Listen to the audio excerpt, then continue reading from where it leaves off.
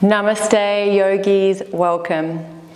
In this class, I'm going to guide you through a sequence that's specifically designed for hip osteoarthritis.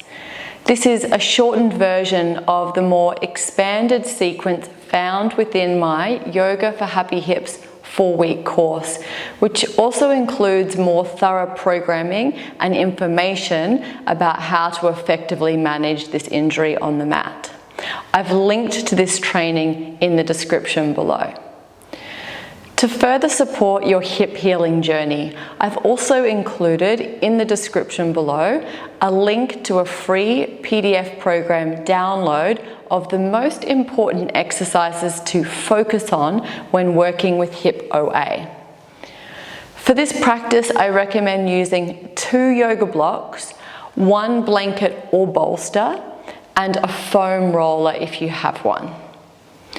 It's important when working with this hip condition to work within the range of motion that you have in the hip and avoid forcing the hip into compression. Taking the hip through its available range of motion is really healthy for the joint and helps to keep the joint surfaces lubricated. In order to do this effectively and safely stretch your hip, you need to have a good understanding of the difference between sensations of stretch and sensations of joint compression. So we're going to go through this now before we begin. Let's explore this difference between joint compression and soft tissue tension, firstly in Baddha Konasana, butterfly pose. Bring the soles of the feet together. So there's 2 possible factors that may limit you here in how much you can externally rotate your hips. One is a stretch in the muscles on the inside of the hip, your adductor muscles, and the other is the ball or head of the femur bone impacting the inner rim of the hip socket, called joint compression. And the way to know which is the limiting factor is by how it feels. If the limiting factor is tightness in the inner thigh adductor muscles, then the dominant sensation you feel will be a soft or spongy end feel as you reach your maximum range. If the limiting factor is a joint compression, then the end feel will be firm or rigid or sharp. And if there's osteoarthritis in the hip, may also be painful. You might actually feel a combination of both muscle stretch and joint compression, but one will likely be more dominant. Sometimes you may interpret a muscle stretch as painful, but there is a discernible difference that you can feel into, in that the muscle stretch feels like a reasonable challenge or discomfort that almost feels good or positive, whereas the joint with OA, when in compression, will not feel like such a good thing. While this may seem obvious that you wouldn't want to push into this range, there can be a tendency to adopt the no pain, no gain attitude in our practice, left over from old belief patterns about gym workouts that we may have done in the past. And this is something just to be aware of if it comes up for you and to avoid. The no pain, no gain idea is not applicable here. So please work within the limits of your body and honor your body's messaging. So if joint compression is the dominant sensation you feel here, and you feel a firm end feel that's sharp or pinchy in the inner groin and hip area, perhaps there's even some referral into the inner thigh, then you just want to go to that first edge of resistance without trying to push any deeper. You might also like to try and experiment with changing the position of your feet, bringing them either further away from the pelvis or closer in. And does that change at all the angle at which your legs sit, or how high the knees sit on that affected side, or how far you're able to fold forward? As you change the position of your feet here, you're either moving more towards bony compression or away from. And depending on your own unique hip socket anatomy and structure, and where in your hip the wear and tear changes are most prominent, there may be a position where it's like you can just slip into a bit more of a groove that perhaps allows you to fold forward a little bit more, or your hips to open up a little more easily. So as you find your particular unique groove, and now supporting your outer leg with a block here, either on the high setting or maybe the medium setting, is a nice way to be able to focus on other areas where you might feel sensation without being so distracted by this more dramatic sensation, allowing you to relax and move your awareness inwards. So just marinating here for a few more breaths. And I invite you to just notice the sensations in your hip area. And either staying in that space of allowing and noticing, or perhaps responding by making some adjustments to your position if the sensation starts to cross over into joint pain.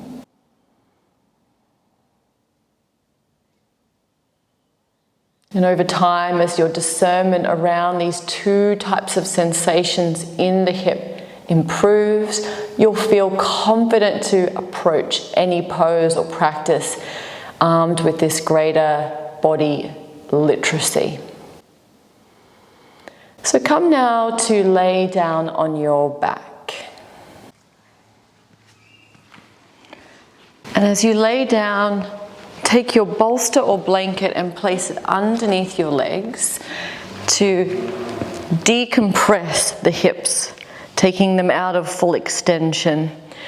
Relax your arms down beside you, and we'll come into 3 centering breaths.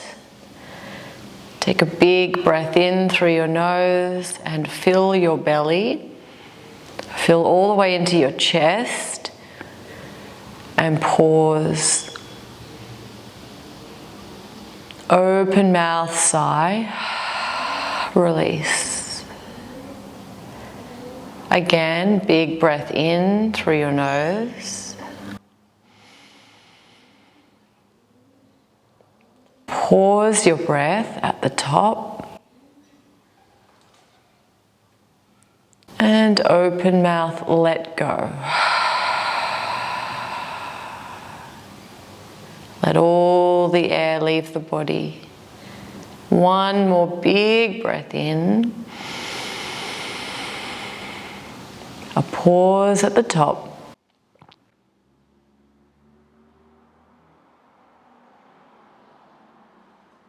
And an open mouth, HA, sigh to release. And on your next inhale, stretch your arms overhead. Start to tense the legs and point the toes. Slowly hug your right knee in towards your chest. And if this is your affected side, just feel into the available movement. Find that first edge of resistance without forcing it any deeper.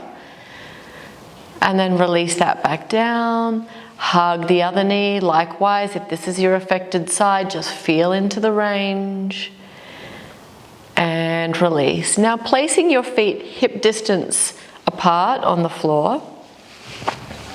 Hands alongside your hips. Create a slight curve in your lower back.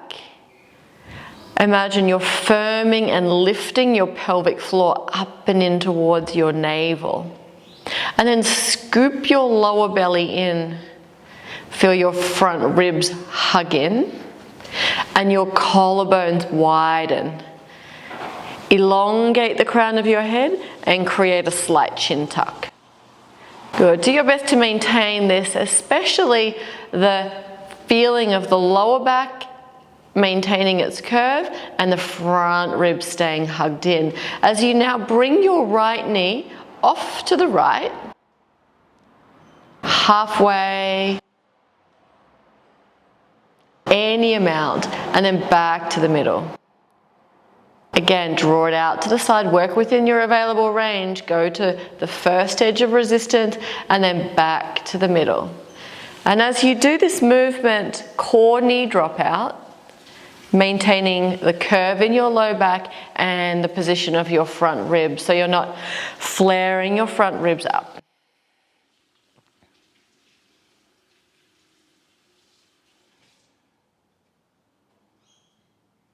And just a couple more on this side, feeling into that gentle movement in the hip.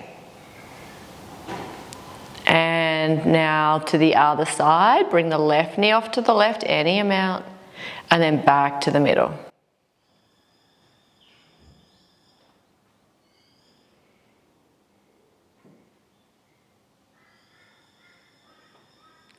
Maintaining the slight curve in your low back, front ribs hugging in.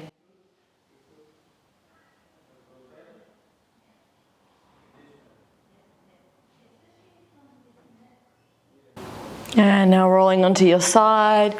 And if you have a foam roller, place it between your legs. Otherwise you can use 2 blocks, one between the knees, one between the ankles. And as you lay on your side, create a slight lift through your underneath waistline. Place your top hand on your top hip. And you're just lifting your top knee, your left knee to start with, off the roller, any amount. Again, you're working within the range that you've got. So if there's resistance and you feel that pinchy, sharp end feel, then you don't go beyond that point. Even if it means that you only lift your knee an inch off the roller. It's not an exercise to improve mobility, but to improve the strength and activation in the glutes. Muscles that help to support the hip with arthritis.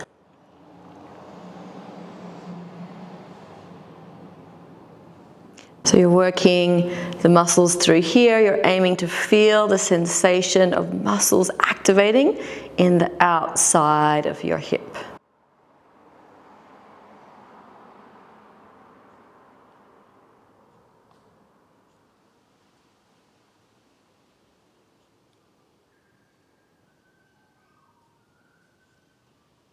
Last 3.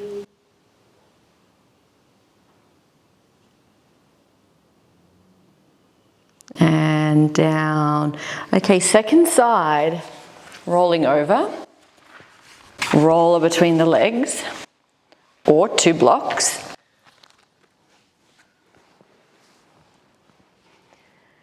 Create a slight lift through your underneath waistline.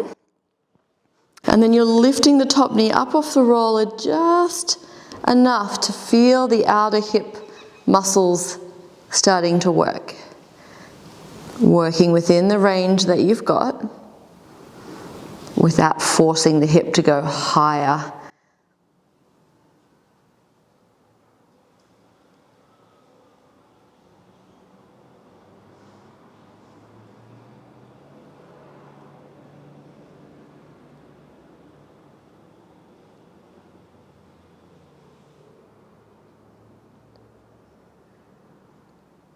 By now, you're likely going to feel the muscles starting to work there.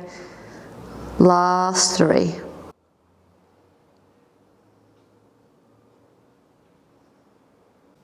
And now removing your roller and come onto your hands and knees. Align the natural curves of your spine. Slight curve in the low back, belly in, ribs in. Extend your right leg back behind you and then lower it down and back in. Good. Option to just work with the leg extension here, or challenge it one step further by stretching the opposite arm forward. Bird dog, reaching forward and then back in. Working the oblique sling of muscles across the back body that help to stabilize the low back and the pelvis.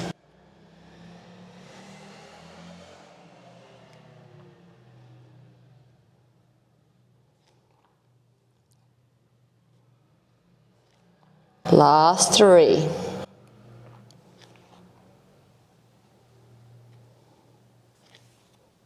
And then down and rest.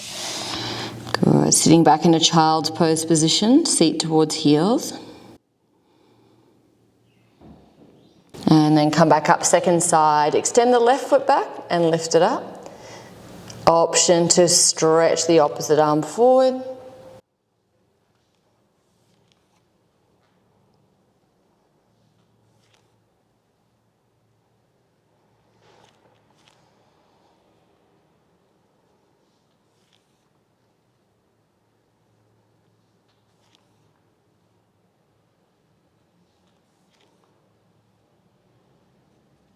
Last 3.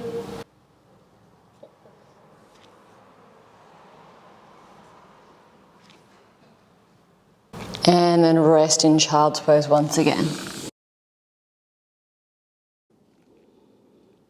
And then coming back up into tabletop. Now tuck your toes, lift your hips, press back into downward facing dog. You can pedal the feet a few times, perhaps sway the hips. And then eventually coming to stillness with the feet hip distance apart, the knees slightly bent, spread out through your fingers and really plant the palms. Feel your sitting bones pointing up towards the sky as you stretch the backs of your legs any amount, prioritizing the length in your spine, so not straightening them out if the lower back rounds. Take a breath in here. And a breath out. On your inhale, come forwards into plank pose. Press back through the feet. Push the floor away. Hold it here. Really firming through your thighs. Scooping your lower belly in and lifting your chest. One more inhale. And then exhale, move the chest forward. Option to lower the knees down. Slow motion lower all the way to the floor. And then take your hands back in line with your hips. Breathe in, lift your chest, head and feet. Come into locust pose, Shalabhasana. Breathe out and release down. Now take your bolster and place it underneath your tummy and hips to take a little bit of the extension out of your hips. Support your head to the back of your hands. And now bend your right knee 90 degrees. Lift your right foot up towards the sky and lower it back down. Good. Lifting only as far as it feels comfortable for that right hip without taking it into compression. The target area is the right glute max, the back of the right hip. Just focusing your attention there. And feeling that sensation of activation in your right glute. And it doesn't matter how high you lift. It's not a stretch, but rather a strengthening exercise.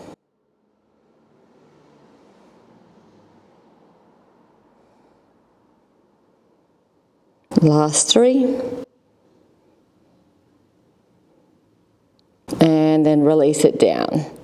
Other side, now bend the left knee, dorsiflex the left foot, and then lift the left foot up any amount. Just enough to feel that left glute engaging.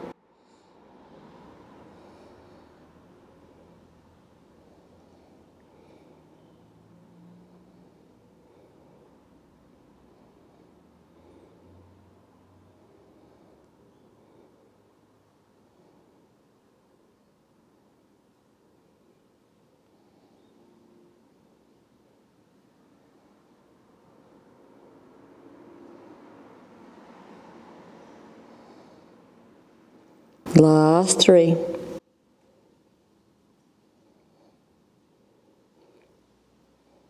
And down. Take the hands in line with the chest. Firm your thighs. Shoulders roll down the back.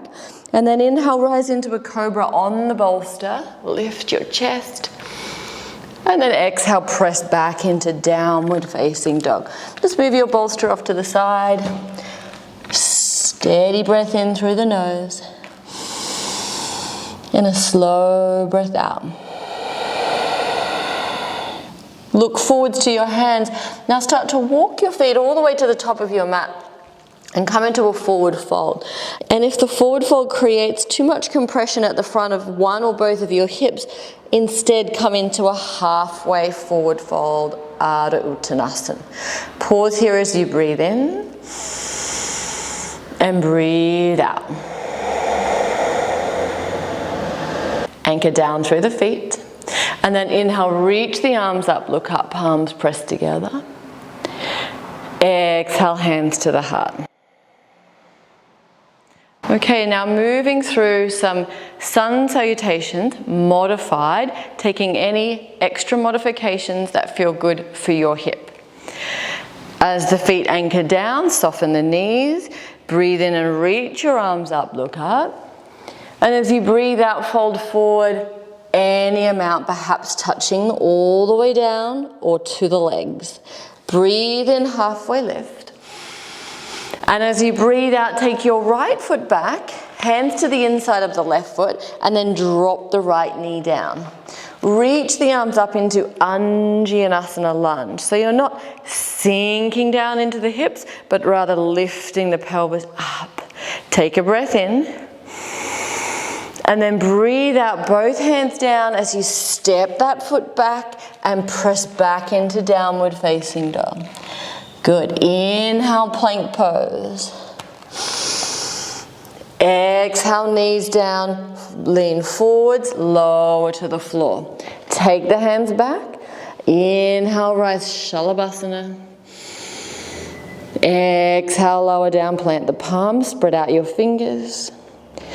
Inhale, rise, cobra, lift the heart.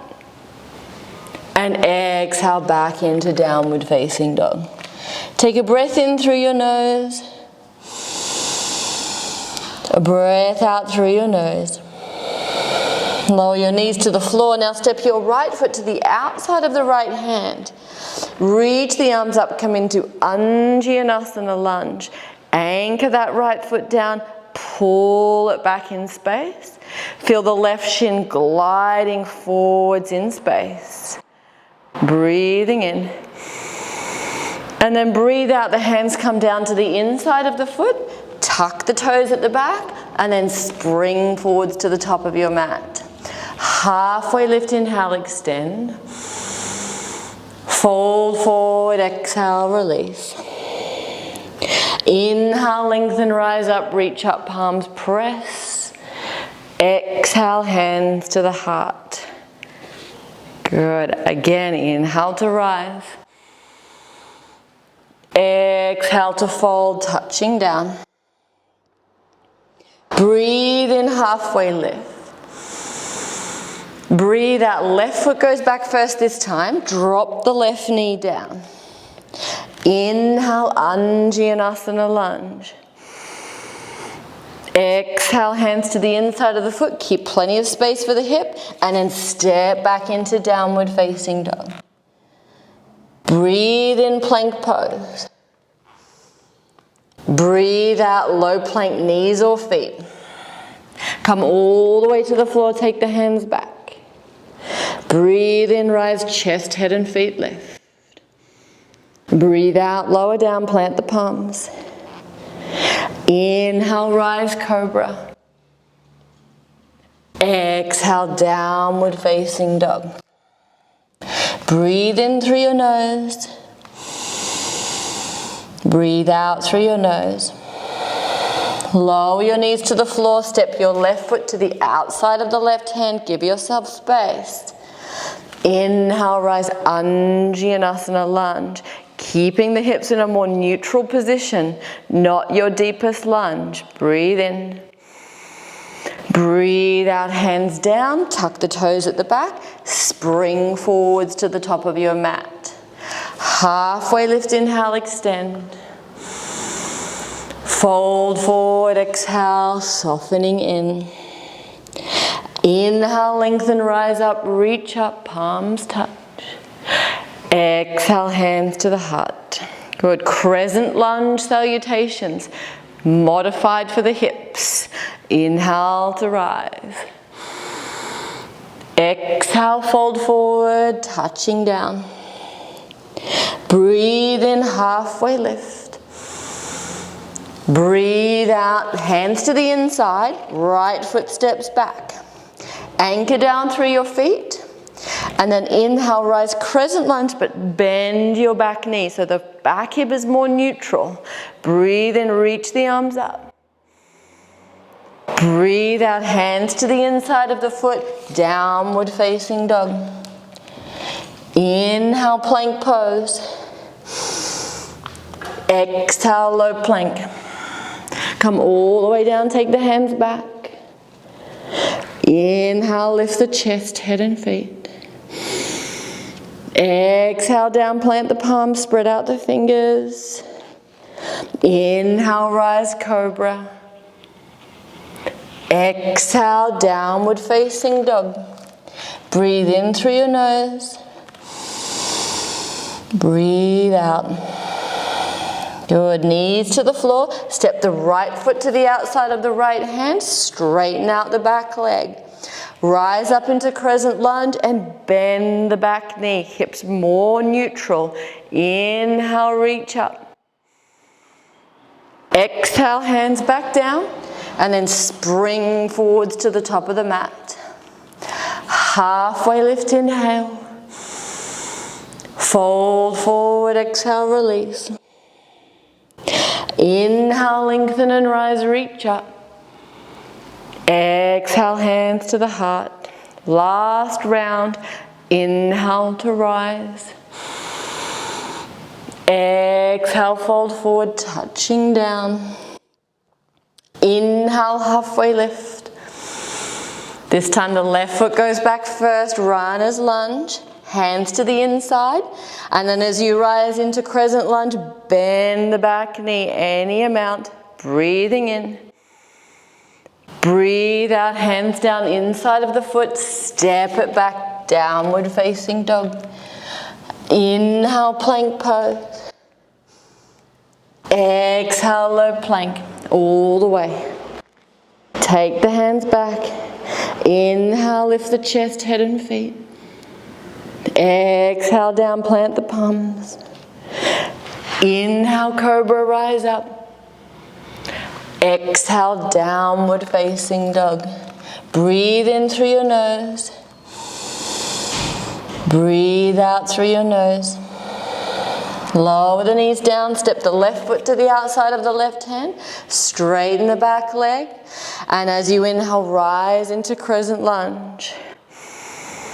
Exhale, hands down, spring forwards, top of the mat. Halfway lift, inhale. Fold forward, exhale. Inhale, lengthen, rise up, reach up, palms touch. Exhale, hands to the heart. Breathing in. Breathing out. Release the hands down, feet hip distance apart. Hands on the hips. As you inhale, lift and lengthen through your spine. And as you exhale, hinge forward from your hips any amount, maybe taking the hands to the shins, the ankles, or all the way down to wrap around the big toes. Breathe in, find a little more length. And as you breathe out, make space at the front of the hips for any compression symptoms as you fold forward any amount. Breathing in. Breathing out. Breathing in.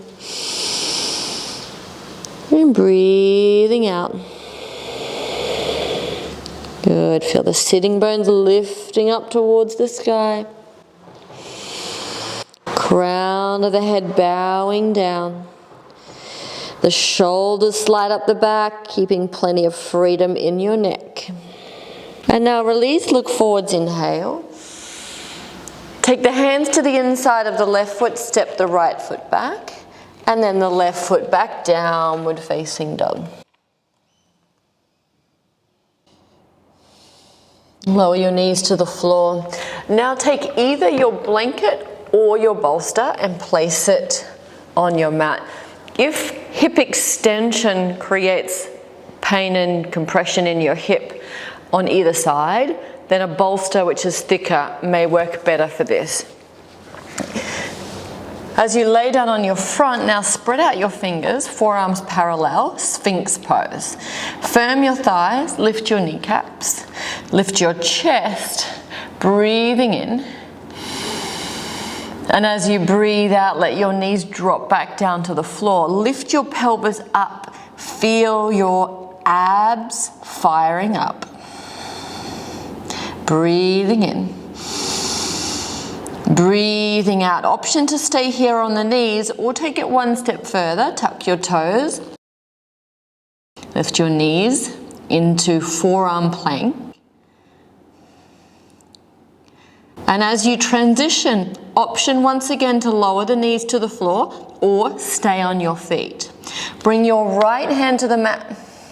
Bring your left hand to the mat. Take a breath in. And then breathe out, lift the hips, downward facing dog. Take a breath in and out.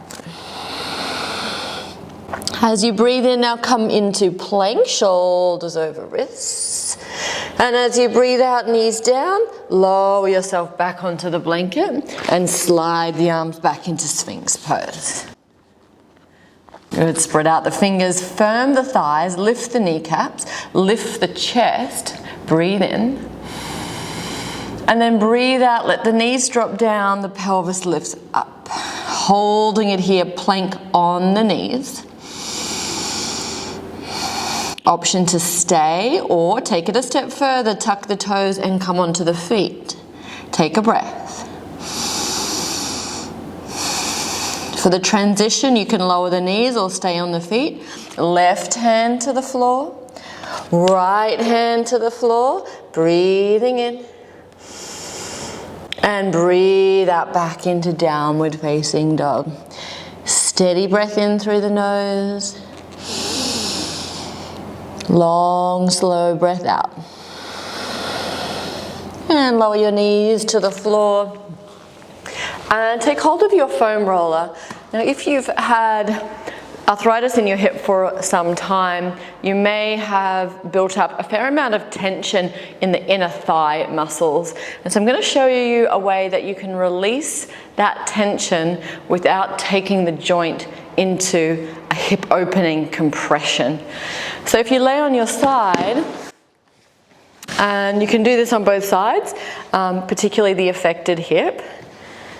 Take the roller to the inside of the thigh, just above the knee, and then with the top hand supporting onto the floor, just rolling along your inner thigh, all the way from the inner knee towards the groin. And just releasing any tension that you feel in those inner thigh muscles.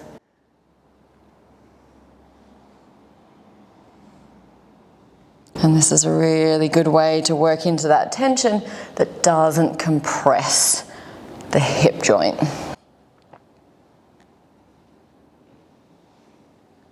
There might be some areas that feel particularly tender. You can focus more on those.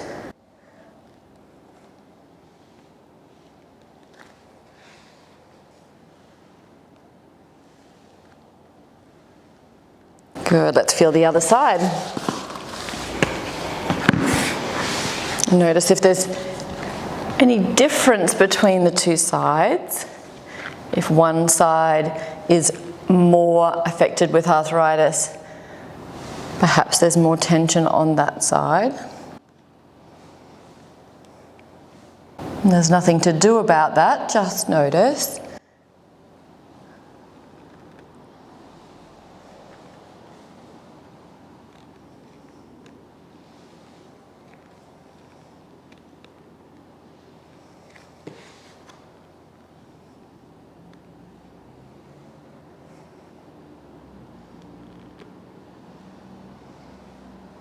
And then coming back into seated.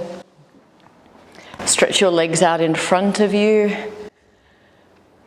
Coming into Janu Shishasana, bend the right knee and take the sole of the right foot to the left inner thigh. And just feel into any sensation in your right hip. Start to walk the hands forward any amount. And if the sensation is reasonable and it's not painful, then don't be afraid to go into mild compression. Light compression can be very healthy for our joints and bring lubrication to the joint surfaces, which can be very healing. What we don't want to do is push into that compression with any force.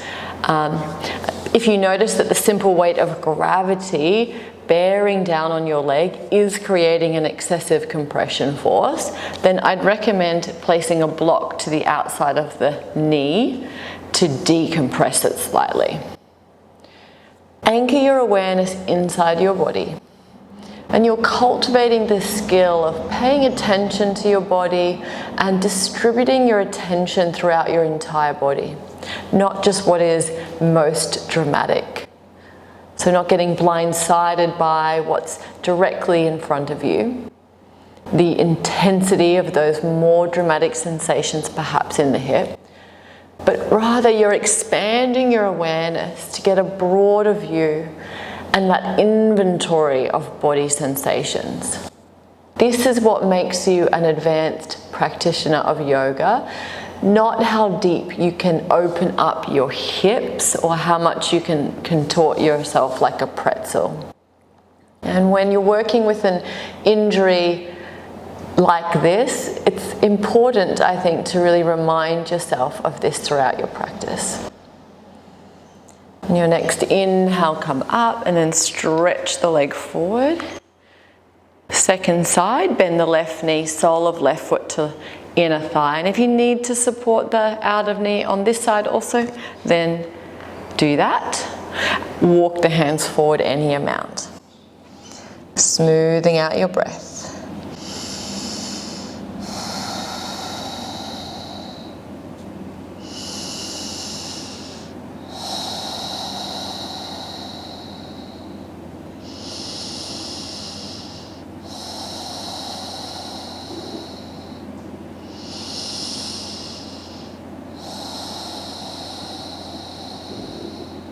Next inhale, rising back up, stretch the leg forward, and then come to lay now on your back in Shavasana, supporting your legs on a bolster once again, just to decompress the hips.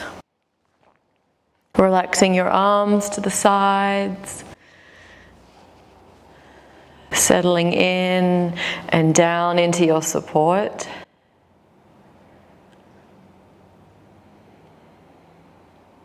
Staying here for as long as you have available to rest. I will leave you here. From my heart to yours. Namaste.